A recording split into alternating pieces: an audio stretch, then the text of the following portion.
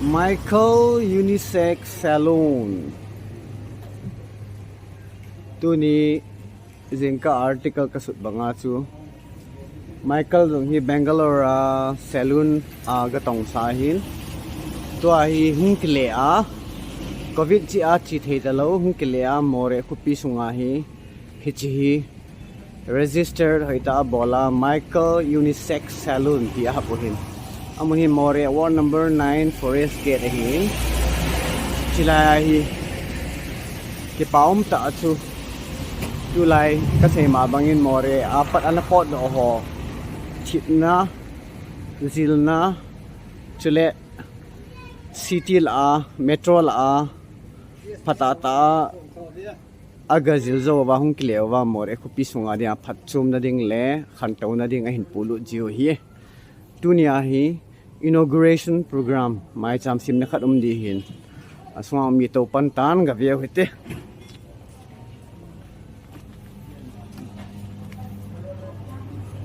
Hello Michael. Hello. Am I here Michael? Tu ni ai tin so diu na long. Yes. Okay.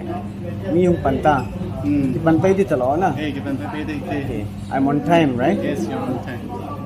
Always on time. Okay. Let's see around. Kalian tin. Ay,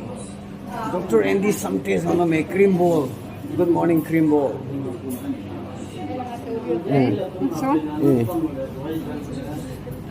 Chalaong Michael in atip ho ngay lut chang ho usay zo na usay good morning. Kitibete dam na sila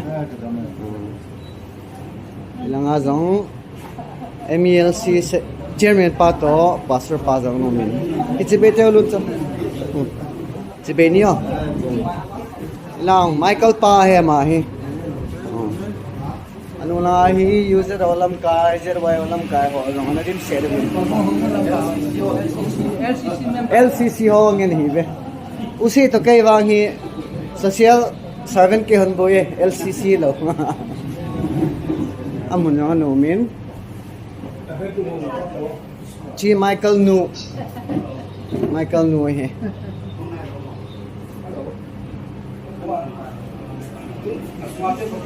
khai veng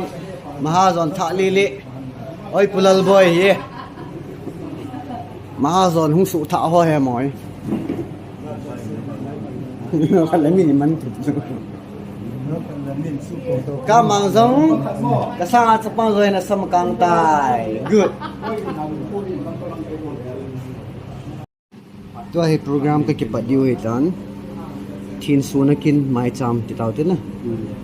chi hin program amun hi Forest Gate Moreh ward number 9 apat hi 2 part hi 9 am 14 September 2021 tentative program hi compare hi Eldel Luncha local chairman MELC opening prayer Eldel Zangsei inauguration pastor Thangpungam area pastor MELC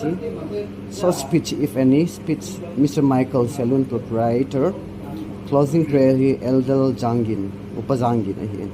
chuleh light refreshment kini di he ka kipat dioi tai to ahin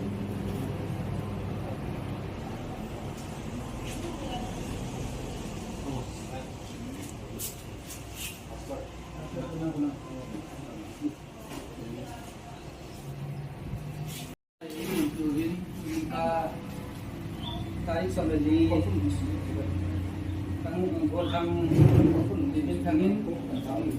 Michael Unisex Salon in inauguration din team na ubu ite ho well parte ho dong di man ne dunguyen tu in LCC dong kai ali ya pastor to minister din in program mangke imugin dong ha ai gon pi bab kin adi tahan program ching dan hai le wa invitation card ki gon din Michael Unisex Salon for the optimal salon inauguration begin place Forest Gate Moreh ward number 9 time 9 am begin to 9:30 evening time date 14 September 2021 Tun di program di Mohile compare tema pamitan, opening prayer, elder ganse hukum, building le, tidak mengenai lebih ini, kenapa saya nipat jadi Mohile, building le soft speech, dipati saya naik jam le, dipunan tu saya jam le, kalau mungkin, building le speech Michael Salon proprietor,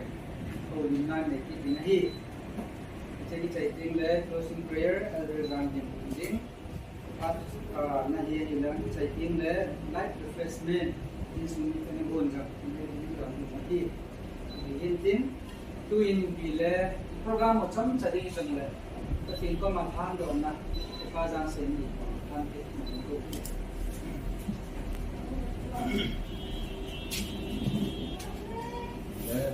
ini kasih dialog lain lima Haleluya. Kinezala program sanggoteo tuni singkaw wa kale nisok me hoita to nang ginsong sa matati ni hizate nang kui koma kami muna kaunaw pau sangam pau tangwal limin tangin tasa asid lebo sumlapai jal na ding ji kami mun ang ngay to na ang gonggal na akuni hal na program wai bonte pan theding din manan ko ta manin namin pan kun patu kun sahi wa basin kun tomno khat kun kang za na dewa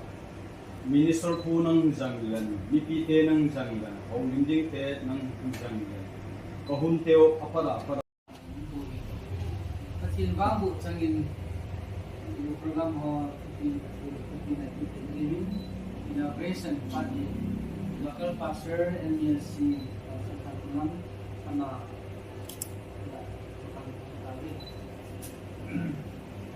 Haleluya. Ini paham tain.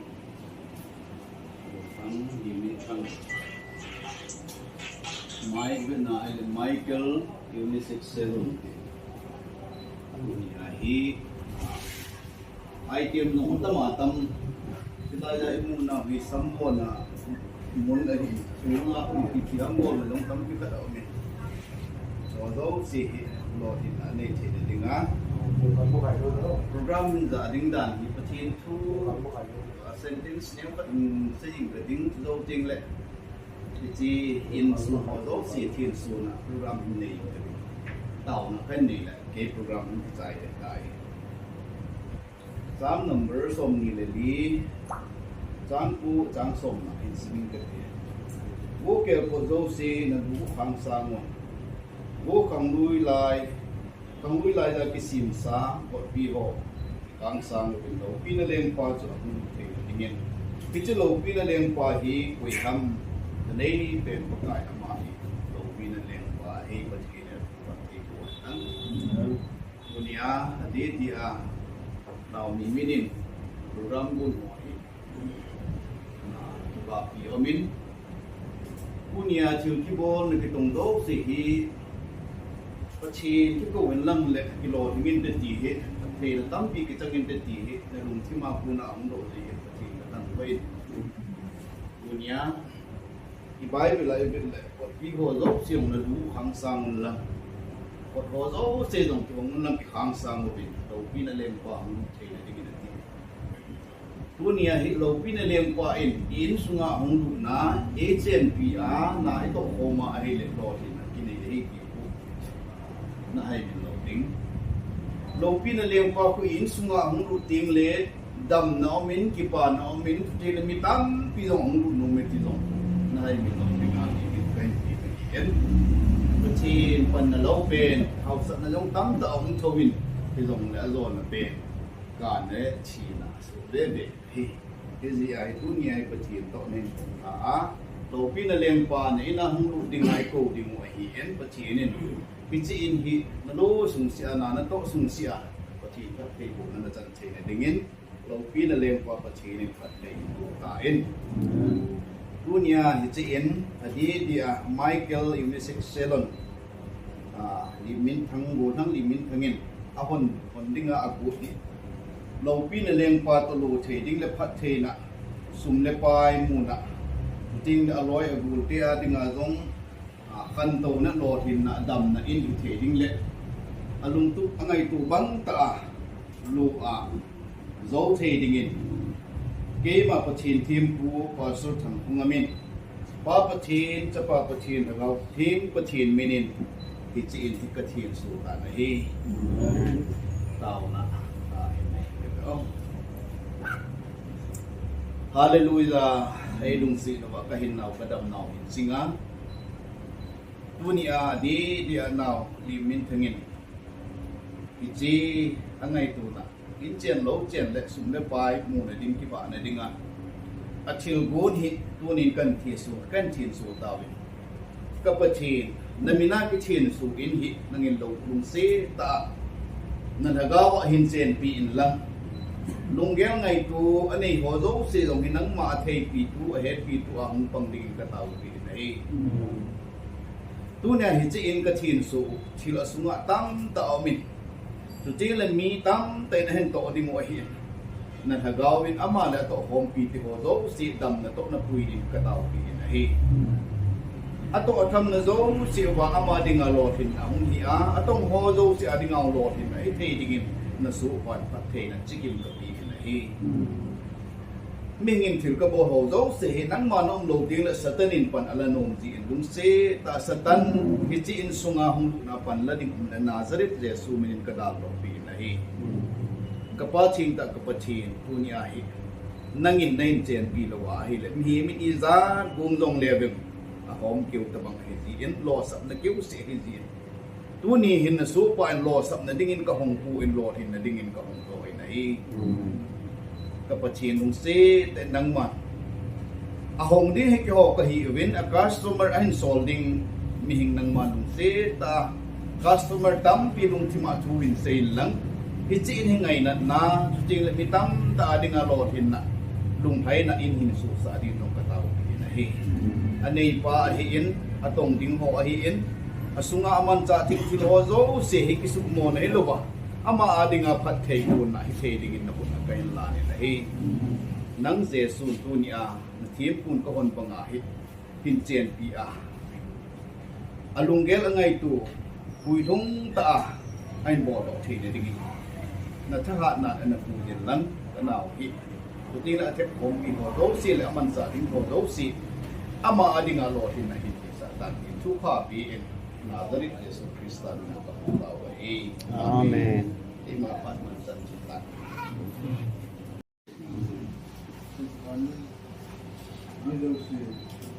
Tamtah di koma ahin, ini nama pasti lagi ahin. Apa di sini buat buat terkait sumi pan terkait sumi Salon tapi ini. Jadi nom cakap, tamtah tu setting ni. Alungtheh manam tu. Kata jawaban orang cakap naik ke sini kau nak sini. Angkiri tu boleh. Bukan angkiri tu boleh. Alungtheh main. Chuleh program ni. Kamu inam kami buka kamari ini tuchung kami ini. Isi yang boleh ibu sahi buka kamari ini nang ini. Ya patin kau macam. Asal saya kan orang kiri tu ni. Aci orang kiri tu, ani orang kiri tu. Kiri tu boleh. Jakob jo sabu kau bangai buka kamari. Jadi senang nama panan nama ko na cika meso kapamya lang pala na. Sabo ki utal wala pangko ki utal wala ci. Nan kreatu gilat san andin botam ta kumin ahin sele. Son dan hodi giyan kun agamat ni. Pulu. Ibang tanta te mga yo. Ang kilete mo le piyam pato. Apa tum pato. Nan tutingin. Atu dilaway le. Iumdiu kadu na ko le no na din pa kanu na tu ga ji na kan ni ka ye tumi tamta kan thei lo wang kile mi tamta in ta be rang kile ma won lang tamta ko ti punya chi ho ni sa pu man ke mule ni sa ti gom dia so tila chia mong to Bangalolan penai hoi sung ai chia kinulen ni chia kinulen tam mi tale to la mi tam tan asing ile lo pinda jo ana tate pi ke lo a belen hit ana mo bola la kong ki kap tamang bang pia aji ana si o ta ki ile lo sa nga tu mi yem ngai so ta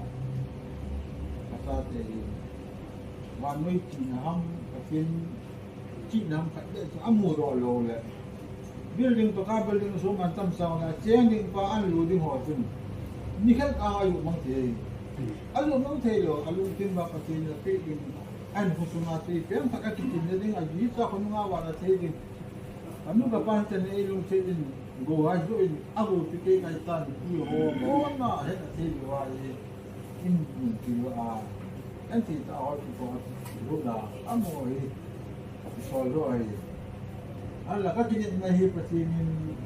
mo lo wa le ni do ho ba ma jum de la ho ni ai ka tin na pa tin pa sa le item pat hong ki le do e ata pa ne gel mi tam ta ni do e do na te ko do nai de lo la ka te ki tan ta pu ka pa na pa ha ne lo ga ma lo wa ni su ko se como de que anche le dio bien mulher em cair aquele tele andar vai cuma na pun ajum sai dengan le nakle sang lo dengan ada ti itu aku kapago ni la pago lo se ki amo sin na dengan ti ko amo sin na ti ko ana ti tate ko Maicham sin se nan kile sewa patin pati bona kam pada ko lo ding ale nan kile lo do mi da ho ati pu mangi mi sa di pu mangi ke sabante pu mangi yo nan ka ai bo ai ka patin pu nong ka tin wa mi bu na ai ke nong kam ti te bo mu ke da ki ko pa ki mu ke ti ta lo ka man ka ta te an ti ko mu pa da ka lo ke ka mu pa ka ta si ti ta lubang le no ita Vannoi lumla ki da hai ti itram o dengo la ki jam teo mo da ki la ki lo tam ta ame ta te ta mo le e di ka hi tam kai ti ta lo mo da to kom ki lo ti no ai ti ti la ki mo lo le ko ya da ti da na ti da ko ni pa ki ne no ai ta te mo da ki se ti ni mo le di da ni mo le hi ame ka o le ben ti ko mo da tu nga ko lo hai ta ki yang ga la mi da ga le mo le ta tin ti ni se no ti ka sa le na ti ki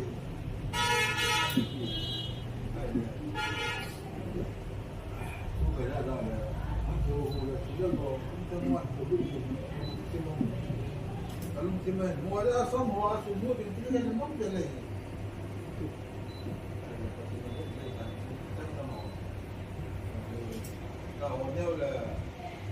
Bangalore asol laya tu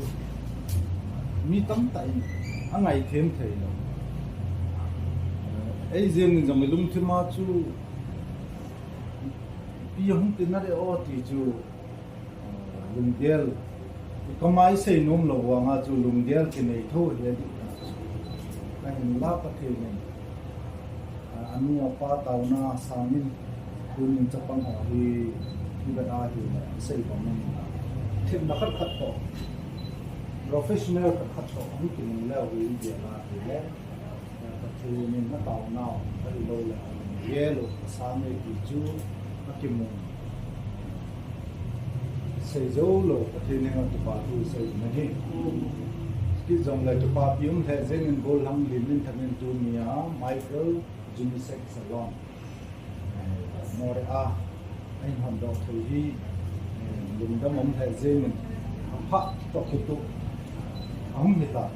salon Moreh Khopi dòng hi apoi mo hay cả hết tập hợp adal cá lại cả mi họ thì kiến chắc sang mi hi khăm tâu ta film hay Moreh dòng mi vẫn ahi competition thì ông kể cả theo dấu gì thì mo kat dia kita pun kopi pohlut dim jom hang ketutan apat jom hang ketutan kagen pasal kaging ning te mau ni ipi na pasal iki to ka hi hoiding dei lo koi ma tum lo te se te kon jeng ngam chu apa ya dei na lai chu iki to bang mi sim hoi na ahi lo le masas mong yo ki mor ai lo lai chu masas mai cha hi ni ja ang tu zo ni ida kal ni le masas ki mai cha ma mai wa na ki mo zo lo sabu ni wa masas wa no ko ya ida te masas mai cha ni ko na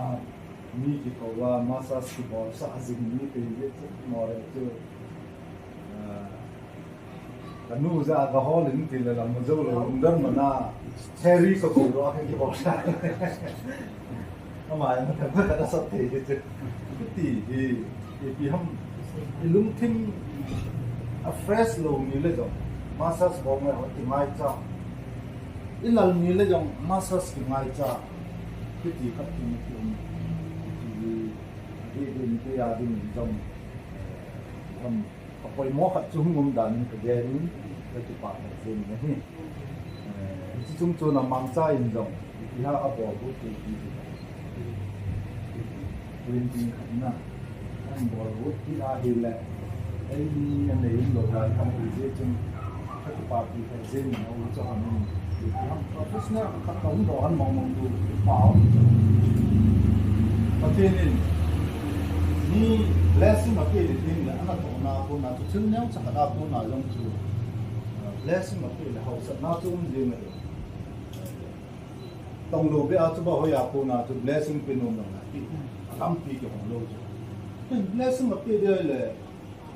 miếng cả, cái hậu gia giả na chú lúc trong cả đã chơi là, giờ cả ham bầu đi ra, giờ ni ham bầu đi, bao nhiêu cái hồng sản phẩm tay lung đốn mấy tỷ rồi, tay đó mà hiểu rồi, cái miếng cả chơi lẽ sinh mà cái là có nào có nào, cái hậu sản phẩm gì, rồi xây nên đến, vì chúng có cái bạc thì nó cũ lệ, còn nó cũng phải xây hin, thì chi anh ta nào, dùng duy nhân vật thì EIMITE nó có sợ Saying ang kung ko invitation office side mo kin na to ang office kahit ting kailo ting makong in zo kapan na sa iso kalungsungan tong phan na kyong kita pa ka po ba ka pa ni muno ma ko in mun hau pen hos pa ba ni na ata te chi in mun chi ti o ti wen tin ai ba ma bia ka chi nong ta ko bon na ai ama so LP waza min ni kin sumne ka ro kapag in kang ho na ma zo ma ko ma ba ka o tu na pi zo ro pa in mun so ban manan chia chi chai ke ka in ki bo se ka ni na ai ba patin luk sin na zarin ka bon ni educated ke ni na ai ne ka chai so ke ni ni bai house ni zo men ka chi chi na ba ka tha mo ko na ka tho ni fa wei tan na kan dia ya song tin mo na subana Michael he case student ni na case school sa pang hi in school ang til siang bon lo ni bang ka zai pan se kan Bangalore city metro la achieve drug addict sound play diloi na idone achisa airport aking ma diloi lekha se ka sima is ge ni punna chi na compumin ai mi o hin cha te chu lekha sima sim sa ring DCIAC sa ri ti hi tulai achi mon ade be ta ko gen achi wa chi ta ko na chi chu mi lo sia ai punna mi lo sia bang so ahi thena chi a talent chi a training aga chia le za u se ma bang chu patin paten do le sam che mi mi ho sang mi thena ero le mi ma ses mi mi ho se ero le ato alam pi pia chu ding sang ta kita sung le pa chu na ya jana te ta bang to ga le patin paten bu li li ka kin ni which is kyong awaza hin za len dong na best wishes ke bin lo ding na patin patinan bu se ka ni ki pa tunin in kasi nung golang limin ang tunga ipa ko kasi nung ali chu ama mundanga nu le pa het lo na muna mu lo na muna lom jo ki tim ta apa in anu in awai ha na hoi ta ahin chu ya achi na atok na alung tuk pa chu hoi ta lungil ta ahin chi ya ikut ta ja chu tu na ye alo na i mu lo hi in ni chun ma jong ma lama ni nai lo hi in pathinin atok na hi in ta e gun tin mai lama ama adinga jong in chen ro chen ki sim oi na in sung wa dinga jong pathin ati bo ka chan nao ang de ki mo sunga e ni sam che ki mo ye se nai lo ma de na cham khat olam ho an bo na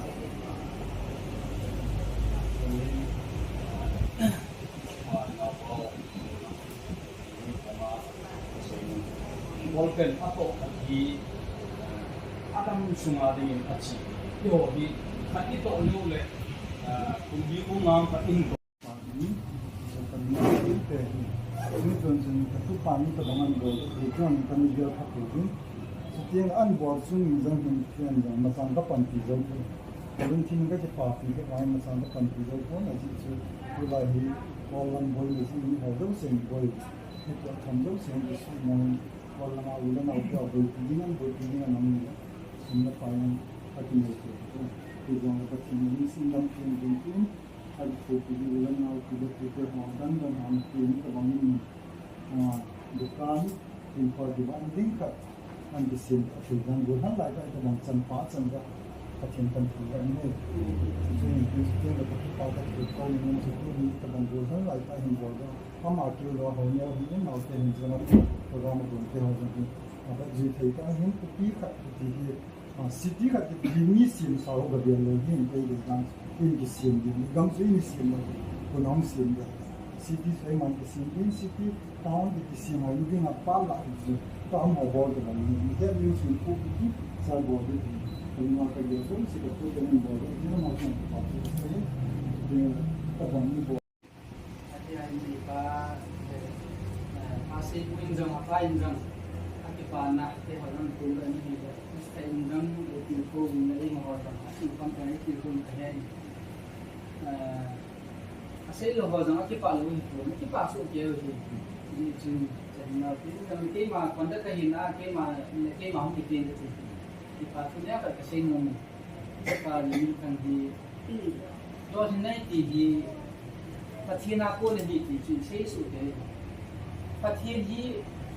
abona agom kom tu di su tino sei pathin am di kan so ai bang pathin tu pathin aku bangku senau di yang di padang de leiset jeng anu mun man ni dia itu Bible lah kisah tapi masa biarkan aja di sini ini apa ini sini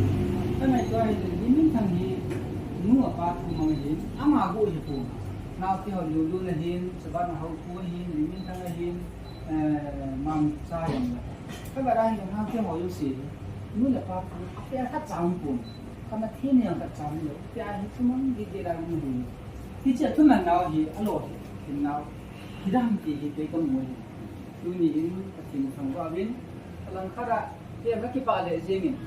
School Jepang kada je, school Jepang kada cuma bangga Moreh ni dihet yang umma. Cuma Salon apa bang, ni kita kita bangga han umde senai lo. Kisam le,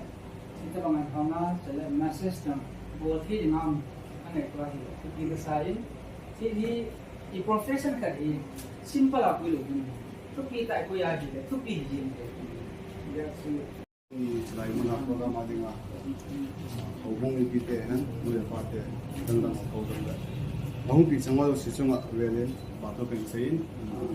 ini pada sisung, batu kami tanya sepi tanya di mana kan, ni tanya saya mau bungsun,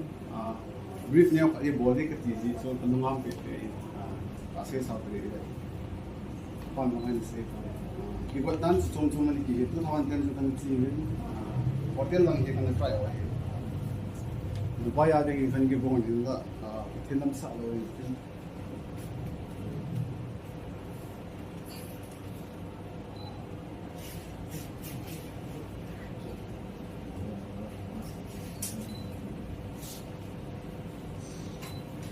Nanti kayak sih.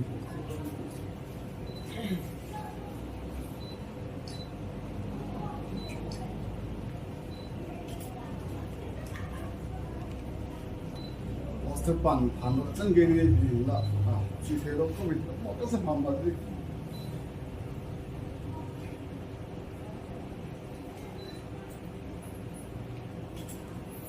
Kalau itu yang ini kan dia cuma kan hindi, hendak percaya dalam pihak itu mereka beri. Malah orang pun tak apa.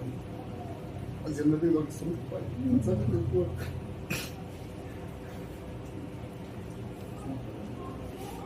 Tao lại cái điều gì đó sắp cái xử tôi hiện mà hiện trong hiện điều hiện ở hôm hôm cũng có thôi chứ Salon mình thấy cái tiền ở cuối nước họ qua cuối nó phân phải chỉ một tổ nên mà không mấy cái xử đấy mà đúng sẽ này tại chúng đứng lâu thì sai mà không mấy passport thì cần được tổng sử dụng hiện thì cái công ty tôi phải company chúng sắm thành tổng cái công sự tôi đi cái này công ty nó cũng dễ cái này.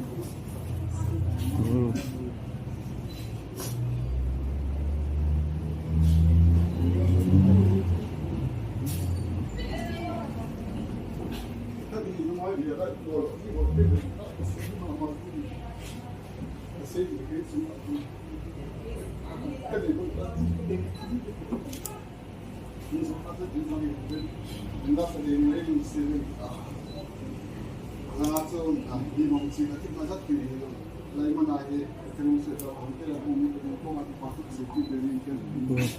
banda ni naik kan kan ni mama itu kemaji tu kat dana handi penati mula ibarat sang kau mau tahu jadi kemohon tejam tak ikut berbangai kecilin nom logan ini September 15 ni kan nanti September 15 pun nak ni hampir ni kecilin tu dia dong ni hit ni